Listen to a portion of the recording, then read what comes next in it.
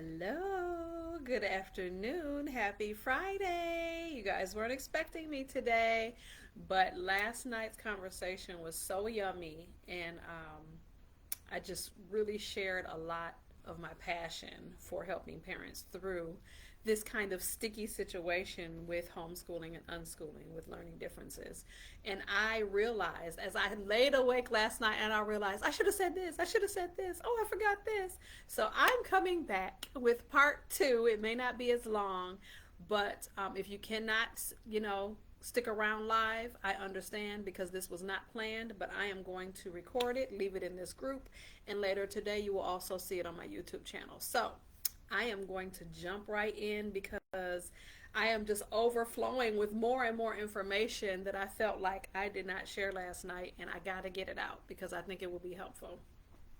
Last night we talked a lot about the mindset that we have to have as parents that have children that have learning challenges. And even if we ourselves have learning challenges, the grace that comes with it, the compassion that comes with it, the mindset of a positive future that we transfer to our kids instead of being in fear and having anxiety and all of those things that also transfer to our kids. So that was the main point that I was trying to drive last night, is that we have got to eradicate that fear and remain positive and remain optimistic when it comes to the opportunities that await our children, regardless of the challenges that they have. And so today I'm going to talk about some more practical things that you can do, what our days look like, which may be completely different from your days, but just to kind of give you an idea what our days look like when we're dealing with these kinds of things, and maybe some ideas that will be helpful for you moving forward as you help your kids conquer the challenges that they have and become who they are called to be. So without further ado, let's get started. So what do our days look like? Well, on my YouTube channel, if you really want to know what a visual of our days look like, I have a three-part series for 2015, 2020, and 2023. So it's a wide range over an 8-year period, to show you how our days have changed over time as my kids have gotten older and launched into the world. So you can avail yourself to that. So I'm not going to go over that information because that would be redundant. But our days, there is no typical day. As unschoolers, we've been unschooling for over 11 years. There is no typical day. So I'm not going to lie to you and be like, every day looks like this. But I'm going to give you an outline or a blueprint of what it could look like based on the needs or challenges, interests, and talents that my kids have. So I told you last night that we have dealt with several different, learning challenges: dysgraphia, dyslexia, dyscalculia, ADHD, ADD, anxiety, PTSD, Asperger's, or being on the autism spectrum, SPD. Just these are the actual labels, but we don't use those labels in our home. We just figure out, oh, okay, what's the challenge? How do we accommodate it? How do we move forward? How do we reach our goals regardless, right? So that's how we present the information. Okay, this is what it happens to be called, but this is how we're going to conquer this monster. This is how we're going to climb this mountain. Mom and dad are going to cheer you on and accommodate whatever you need to reach the goals that you have. So that's the kind of environment, if you will, that we build around whatever challenge they may be dealing with at the time. So some of the things that we do in detail, and I shared some of this last night, but I want to get in more detail with it. When it came to dysgraphia and the inability to literally transfer your brilliance in handwriting, right? We have to get past the idea, especially in this generation, okay? We have to get past the idea that you're doomed if you cannot handwrite, right? Yes, it is a skill. Yes, it's important to perfect as much as you can, depending upon the person and the circumstance. But there are so many different ways for your child that is dealing with this to be able to translate their brilliance, their ideas, their message in other ways to the masses, to, in college, and whatever the situation, whatever scenario awaits them, there are multiple ways for them to be able to do this and to be able to advocate for themselves in different situations, to be able to be accommodated when it comes to this kind of thing. Um, Mentioning once again, we did typing, we did voice to text software, which one of my kids still uses. Actually, several of my kids use it just because it's convenient, and they just edit afterwards, which builds up, grammar skills and all that kind of stuff, and spelling. So, but they use voice to text software.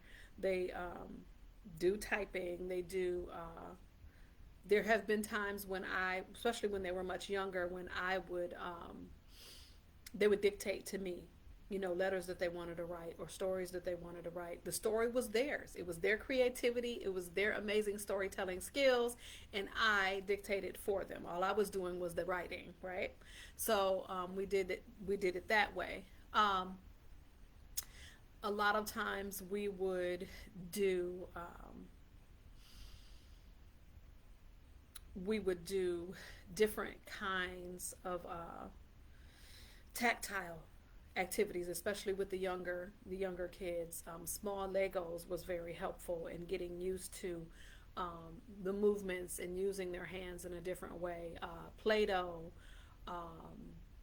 all kinds of, just being outside in nature, all kinds of things that caused them to use their hands in a way that made writing a little bit more comfortable. So to understand dysgraphia, and it is oftentimes coupled with dyslexia or dyscalculia, or all three at the same time, you may see. But dysgraphia is kind of a situation where you know exactly what you want to say. It's all up here, right? Now, either that does not translate on the paper when it comes to physical writing, or there's actually pain in the hand, which is why we do a lot of fine motor skill stuff when they're much younger, and we continue to do those kinds of things, as they're older. My oldest son, even now, has a thing that he uses to keep his hands, limber and able to do more, on his job. So those kinds of things are very helpful when you're trying to help your kids improve or perfect a skill to the best of their ability. But it's important to know that if that challenge is something that is going to be a lifetime challenge, then you got to figure out other ways for them to be able to do it, which is why I'm giving you these ideas: voice to text, typing, and cursive. Cursive seems to be much easier, I notice, with kids that have dysgraphia, because part of the issue with dysgraphia is the disconnect between the up and down, touching the paper, pulling the pencil away, touching the paper, pulling the pencil away, and cursive allows them to continue. There's less movement, there's less hand movements and positions that have to take place, and so it's much more helpful to be able to help a kid do things in writing.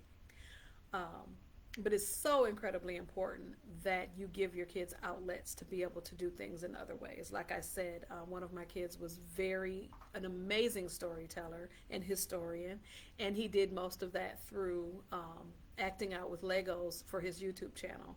And so he would make stop motion videos and all kinds of things. So I knew exactly what he was learning.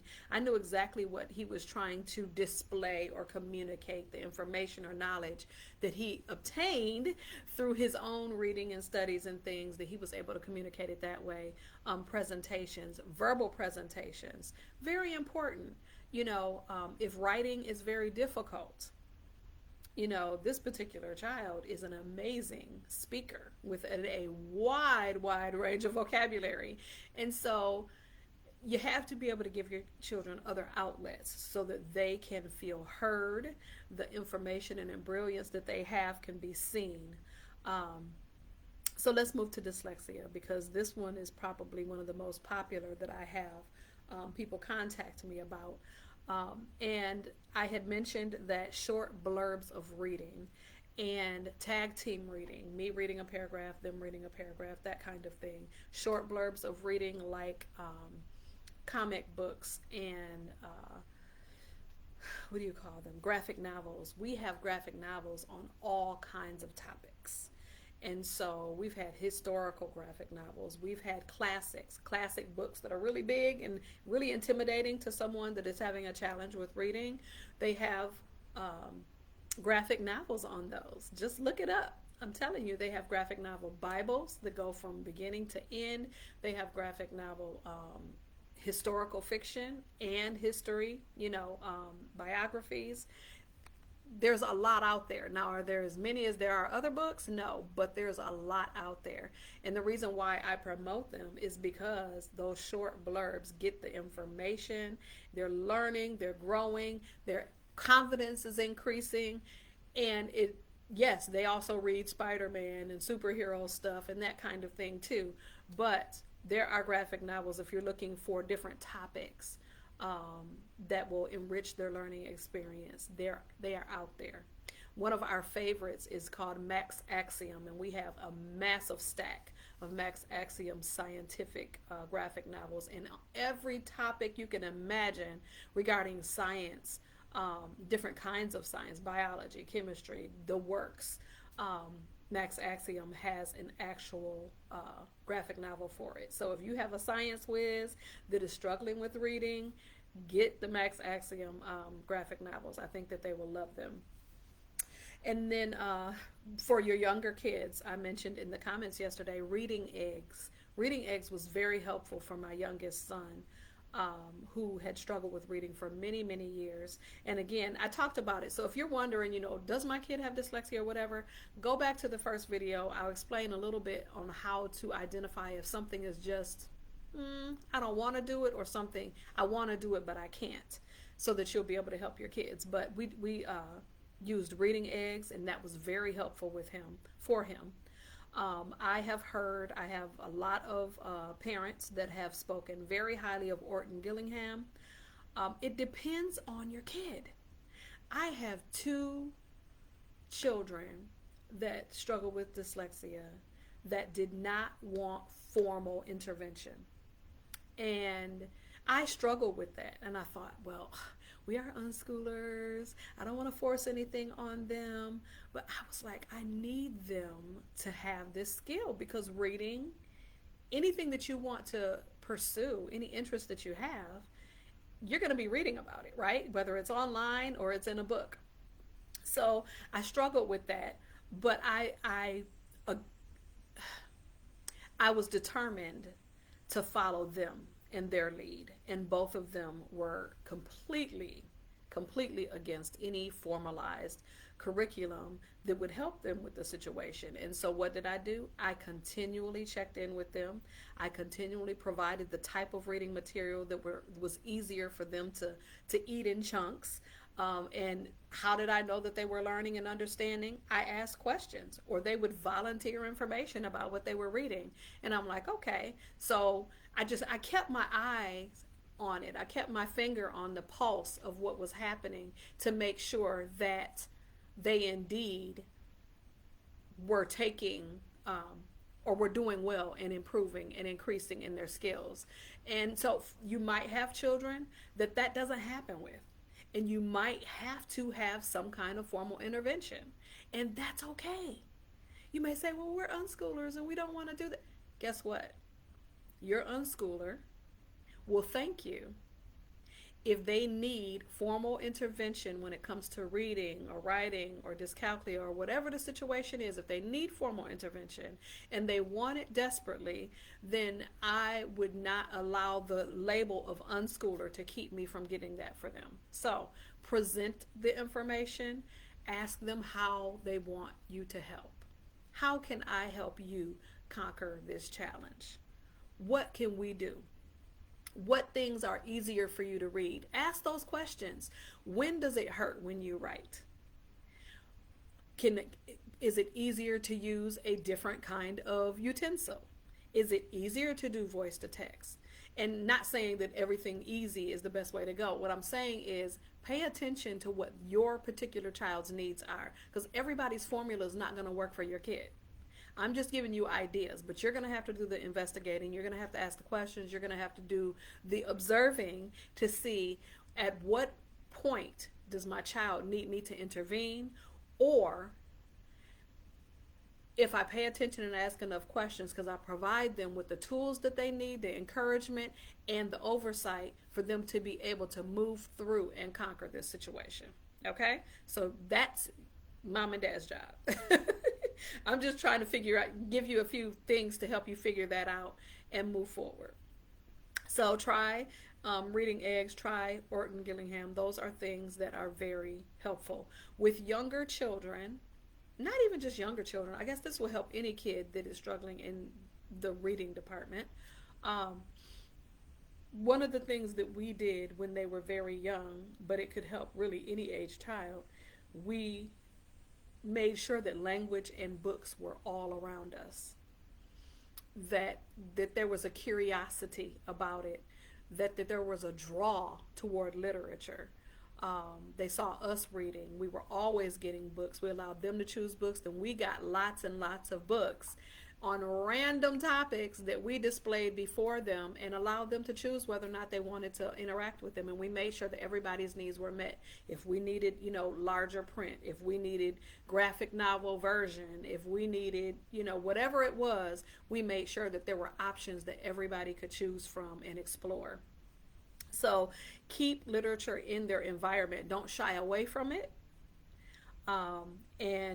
I think that when you keep it in their environment and you don't make it a hush-hush conversation and something that you avoid, that it helps them build confidence. And then they don't feel ashamed and they don't, cower in the corner about it.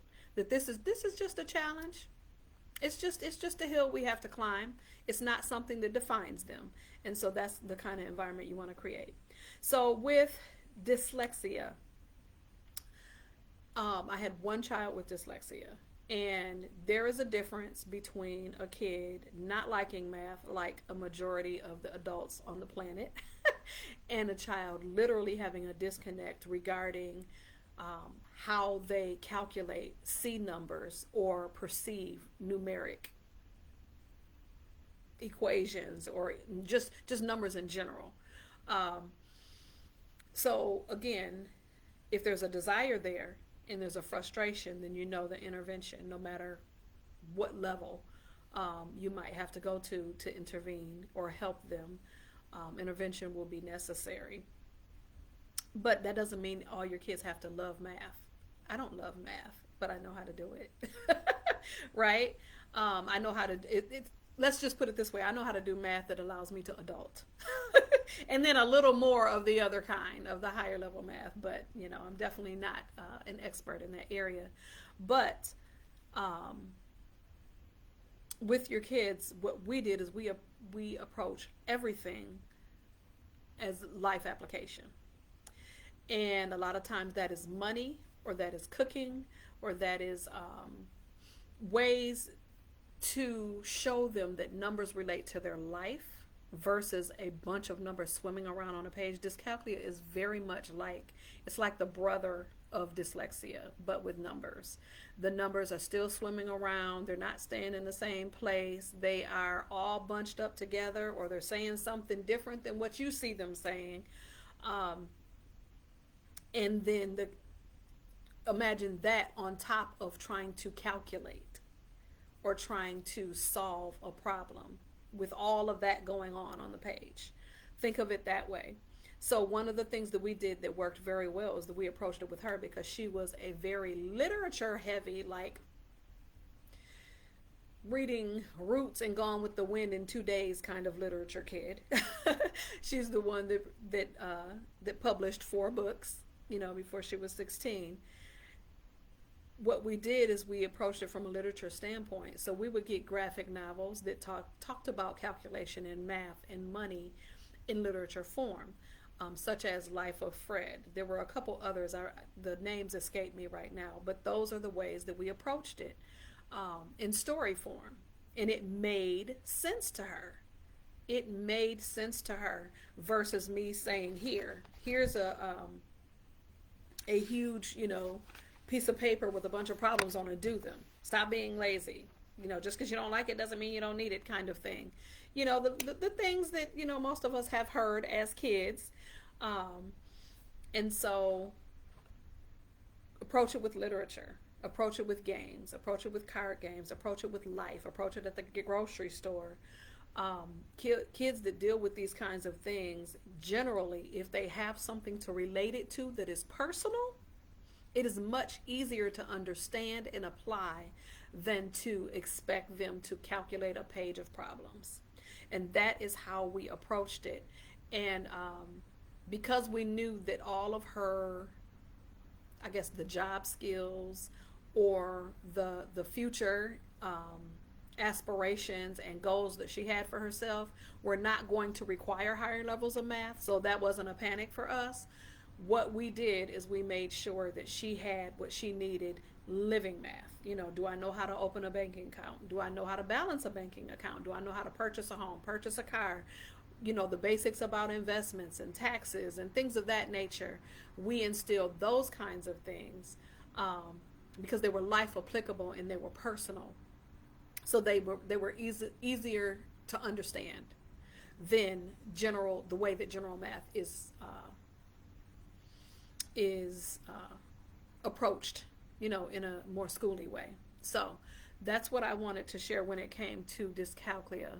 Hands-on learning, life applicable learning, usually related to money or life skills, that was very helpful in learning the 4 operations, fractions, percentages, decimals, and then all the life skills, like I said, taxes and purchasing homes and budgets and things of that nature. Those things made sense when they were applied to something that they could see and relate to. So with ADD and ADHD, we have this many times over here in our home. And one thing that I noticed, whether you're homeschooling or unschooling, whatever it is that you're doing, self-paced activities and learning programs are the way to go. Because if you have an issue with being able to focus on something for only a certain or short blurbs of time, it's important to be able to stop and come back, to stop and refresh and come back. The same thing kind of works, when we were talking about dyslexia and how short blurbs, short spurts of information were better than someone expecting you to sit at a certain time and do a certain amount of work, and to the point where your mind can't even take all that in.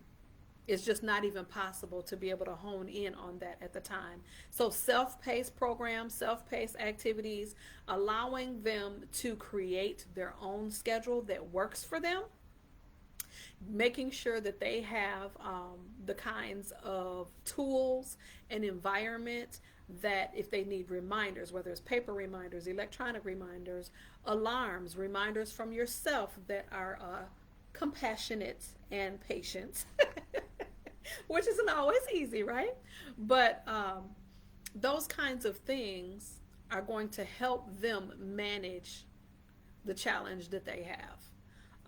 Some people feel the need, if it is extreme, to have a diagnosis and possibly medication. I would suggest doing as much as you can first. With any challenge, I would suggest doing as much as you can yourself first in a very natural way when it comes to nutrition, when it comes to tools, when it comes to the environment that you're setting and the way that you're approaching learning. I would try all of those things first before I resorted to medication. But I'm not anti-medication. I just believe that there are lots of other interventions that can take place first before doing that. And then if those things are not working, then that's something you may want to consider. but self-paced short stints of reading, gaming, things that give their mind the stimulation that it needs to, I guess you could say, focus in on something for a period of time, and then having the ability to take a break when needed. Um, and as they begin to learn how to accommodate themselves and advocate for themselves, no matter what scenario they're in, school, work, future endeavors, they will begin to recognize what their needs are to be able to carry out whatever duties or goals and dreams that it is that they want to accomplish, right? So you want to start now with your kids, help them figure out what their toolbox is and how they can learn to advocate for and accommodate their own needs, right? You're going to do it, and you're going to show them and model how they can do it so that they will be able to move forward, and this will not be as much of a upset or disruptor to the things that they want to accomplish because they've been given the tools and the encouragement to do so. So when it comes to anxiety and PTSD, these kinds of things, you know, homeschooling my kids for the last 15 years has been probably the best decision that I've ever made. And I'll tell you why. Because, and ultimately unschooling. We only homeschooled for 3 years, unschooling for 11 plus. But mainly because it has been a benefit to each of them for different reasons. Each of them have their individual interests and talents and gifts, but they each have a different challenge. And some have the same challenges, and some have multiple challenges when it comes to learning and processing information. But when it comes to anxiety and PTSD and the experiences that they had before joining our family, what was important was that we were able to set an atmosphere where learning, living, play, and love were all intermingled. They weren't learning in an environment that judged them or tested them or had expectations that they could not, meet.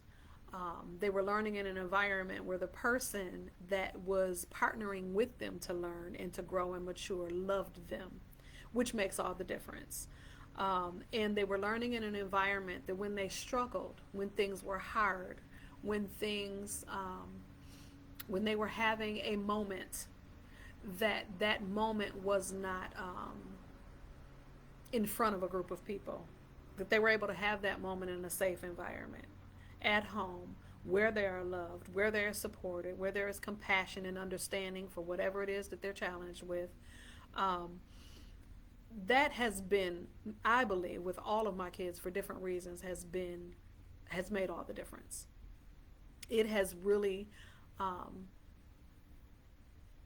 it has allowed them to heal emotionally and to address, challenges that they probably wouldn't even have the time or the bandwidth to address if they were in a public school setting.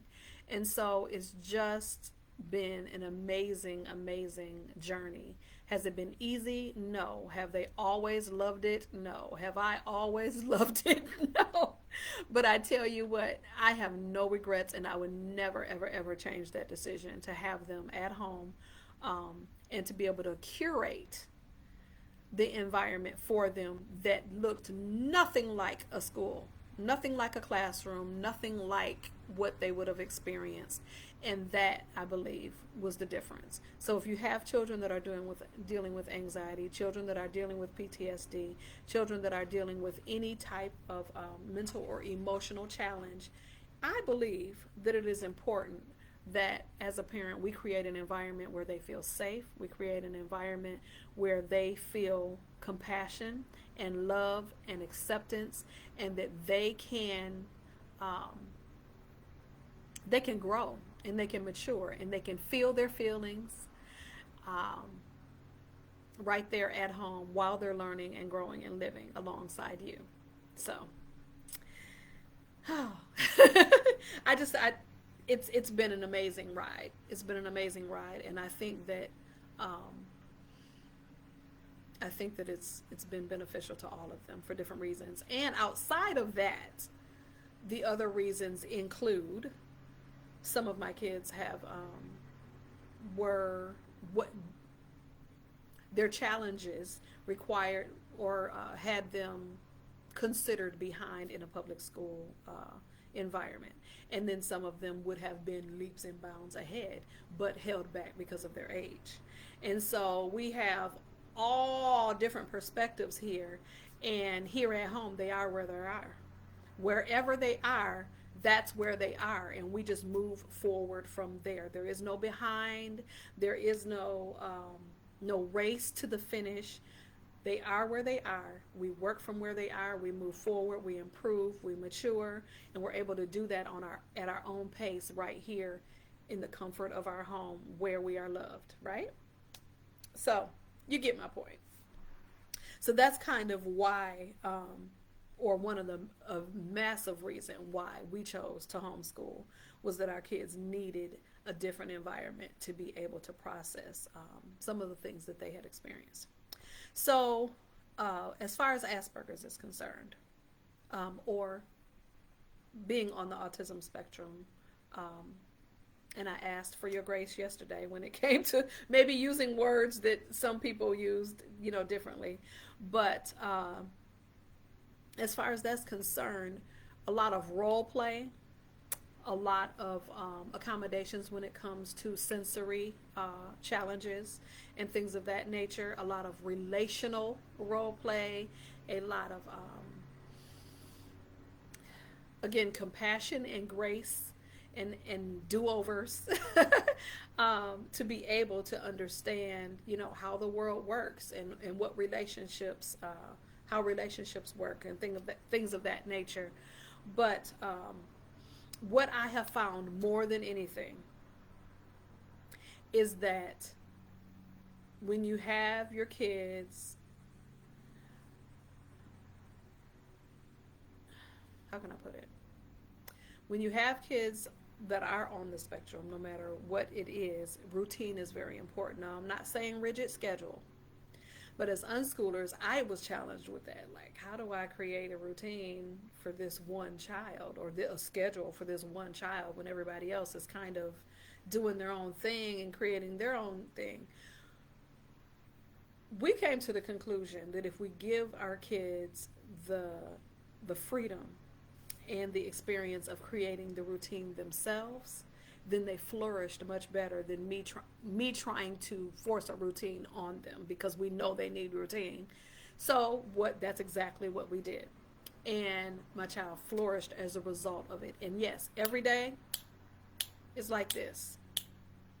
The same thing in the same order, and it works for them. But we allow them to create that versus us imposing that on them. Now, when they're very young, you may need to help them with that, but give them some say and some freedom in determining how their day plays out, right? So these are all kinds of ways that may look different, in a homeschooling or unschooling environment, because the environment is very much different depending upon how you're approaching learning. So I wanted to point that out. So their days, most of their time is spent perfecting their natural talents and pursuing the things that they're interested in as unschoolers, even with the challenges that they have. So what did I do? I would check in periodically on what it was that they were working on and help them through whatever challenges that they had, making sure that they had what they needed, the tools that they needed to be able to accomplish their goals. We did set goals, or we do set goals every year. They set them for themselves, and then I kind of hold them accountable by checking in with them. But their particular day is mostly ran by them.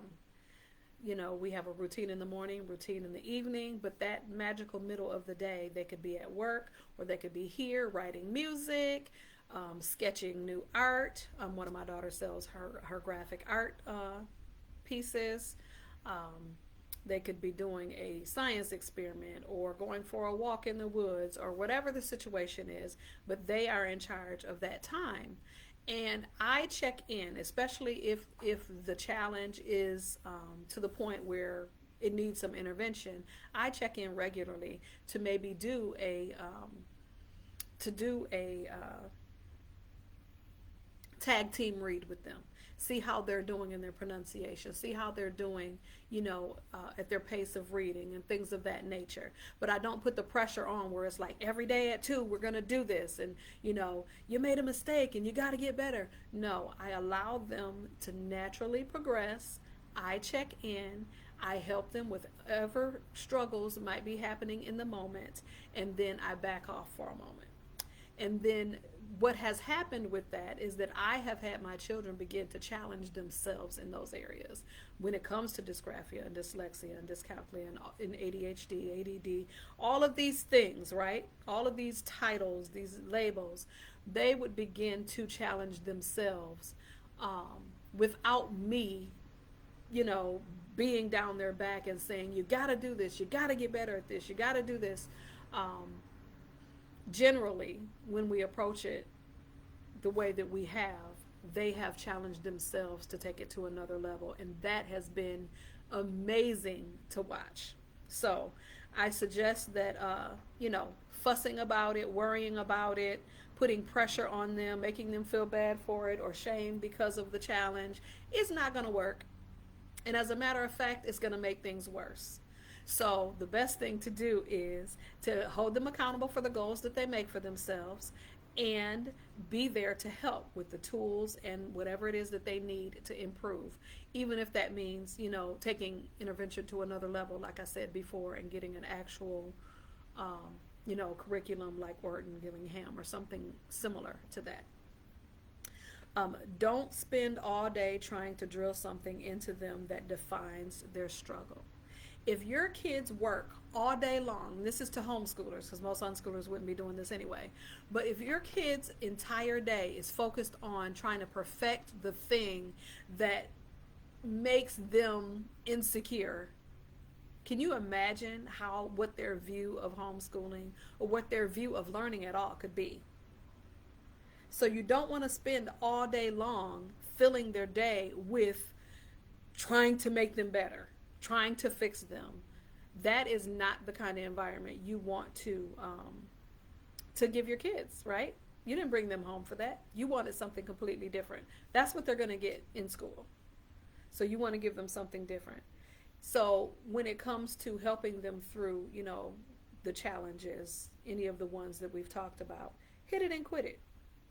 Give them the tools. If they need help in the moment writing, if they need help in the moment reading, or figuring out, how to do, calculate tax at a restaurant, whatever the situation is, you hit it and you quit it and you back off and you let them process what they just accomplished, and you celebrate every single step of the way. It may be a teeny progress, but you celebrate that progress. You'll begin to see them challenge themselves to do it even more than what you would have done. So most of their days are focused on their current gifts, talents, and natural gifts and interests. That's how our days are run, even with kids that have learning challenges. And again, that doesn't mean that we're just like hands off. It means that we're watching, we're paying attention, we're offering assistance, we're providing tools, and we're making sure that they have what they need to advocate for themselves and to manage whatever it is that they're challenged with. Okay? So there are some other things that we do to equalize, I guess you could say, the challenge, where you don't want every single day, everything you guys do for this to come up. for this to always be a barrier or always be a challenge in everything that you do. So here are some ideas and things that we have always done with all of our kids, regardless of whatever their challenge is. And I think that it'll be helpful for you too, whether you're a homeschooler or an unschooler. We do a lot of hands-on projects. We always have, always will. Hands-on is the way to go. Because it just makes sense and the learning is exponential. And sometimes they're learning things you're not even teaching. They're learning things that you didn't even intend. And what do I mean by hands-on activities? You can get in the form of subscriptions. You can find things at the dollar store. You can find, no matter what age, you can find things at secondhand stores, games, and things of that nature. Which leads me to the next thing, game schooling. We don't do it much anymore because, well, nobody's home. My kids are almost, they're older and no one's ever home. They have jobs, they have friends, they have activities outside the house. So we don't do game schooling as often as we used to. I really enjoyed that when they were younger. And there is a video on my YouTube channel that shares all of our favorite games and what areas in which they enhance learning. But game schooling can be a game changer for any homeschool or unschooling family because it's fun, number one, and number two, it equalizes any of the challenges that your kids might have. It allows them to have fun. It allows them to learn in the process. They don't even know they're learning. You ain't even got to call it learning. You don't want to do that. But it kind of equalizes everything and allows them to just relax and enjoy. And in the process, they're learning. They don't even know it. Field trips, I think this was the thing that we didn't do much of the first 3 years that we were homeschooling, and now it just made it such a drag. And it never even occurred to me. Then when we transitioned to unschooling, I was like, oh my God, all the places that we could go are just, it's unlimited, right? That allows for hands-on learning as well, field trips. No matter what age, there are places and people in your community that want to share with kids, the next generation, what it is that they do. Conversations, not testing, not intimidating conversations, but relaxed conversations about this, that, and the other thing. It can be about anything that arises. Our kids learn a lot through the relational conversations that they have with people that care about them. And so do not belittle conversations and their role in your homeschool or unschooling family. Spontaneity. Don't feel like everything has to be planned. Drop everything and go do something, right? Give your kids a chance to learn something new outside of the box, outside of the norm, outside of what you guys normally do. And sometimes your kids may want to be spontaneous and you have to be open to following their lead in that spontaneity. And then another one of the things that really helped us, every time my kids expressed an interest, I would do YouTube playlists because, and this is my suggestion for every parent, you try free and low cost things first before you dish out all of the money for, activities and lessons and all these kinds of things.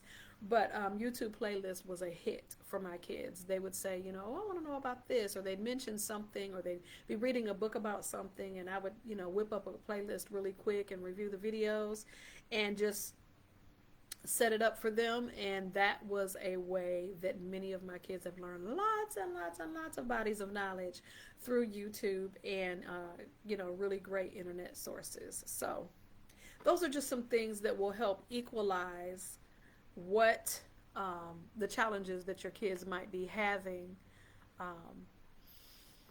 and give them opportunities to learn in an environment where their challenge is not the focus. So I just wanted to make sure that I shared that with you. I Another thing that I wanted to talk about is that I bought this. Now, yes, it's a little girl on it, but this can be used for anybody. But this came with a 6 pack of little mini dry erase boards. And what I noticed with my youngest son, who is interested in algebra 1 and 2 and geometry, he wants to do all of them. He just desires to. I'm like, oh, okay.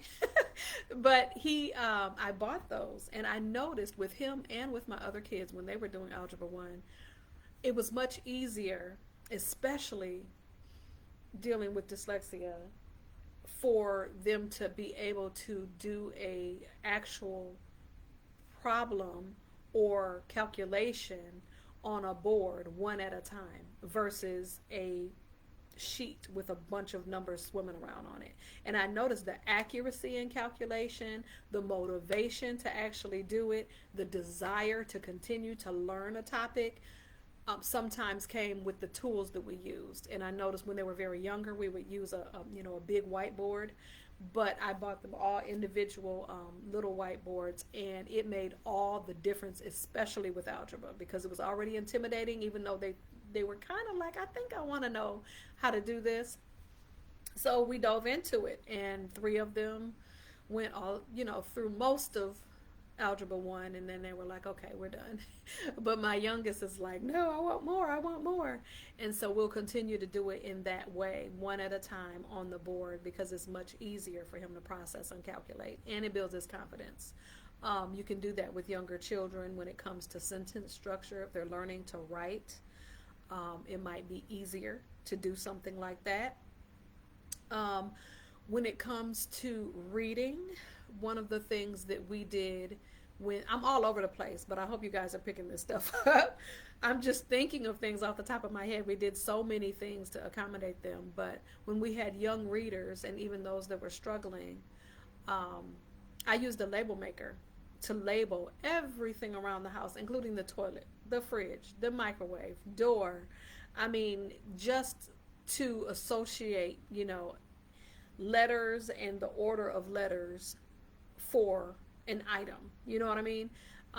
Versus, a flashcard, or a stack of flashcards can be intimidating to a kid that is challenged with reading, as well as a page of words. So just walking around the house, seeing those things and relating those letters to that particular item was helpful. We played a lot of audiobooks. We did a lot of read alouds. These are the kinds of things that increase their vocabulary, their understanding. It increased their ability to write and understand sentence structure. So these are things you may think aren't extremely related, but they help when you're having a challenge. Piling all of these different elements into your day kind of helps brings clarity in some areas as well. One of the things that's important, have your kids' eyes checked. Sometimes they are not dyslexic at all, and they are having issues with their eyesight. That may help. If you are having a child that is having a hard time with pronunciation and with just speech challenges, sometimes it could be an issue with their hearing. We had that situation, and we thought that it was an issue with one of our children's hearing, when actually it was he just happened to excessively collect wax in his ears. Unlike most people, it just collected, compounded to the point where it affected his hearing. And so that was a challenge, and we didn't realize it, what we were dealing with. So there's so many things that, we might panic and be like, oh, we're dealing with this, when really, oh, my kid needs glasses, or my kid needs their ears vacuumed out, or they may need a hearing aid, or whatever the situation is. But if we're not paying attention, then we don't pick up on these things, and then sometimes we have a lot of backtracking to do as far as helping them master things. So pay close attention to those kinds of things, because they may be helpful. I hope that this was a helpful part 2 to you. I wanted to go into more detail as far as what our days looked like and what specific things that we did to help our kids through these challenges. Some of them may work for you. You may have some things that have worked for you and your children and your family that you want to share in the comments below, because I would love for other people to be able to see other perspectives and what has worked for you, because we're one family.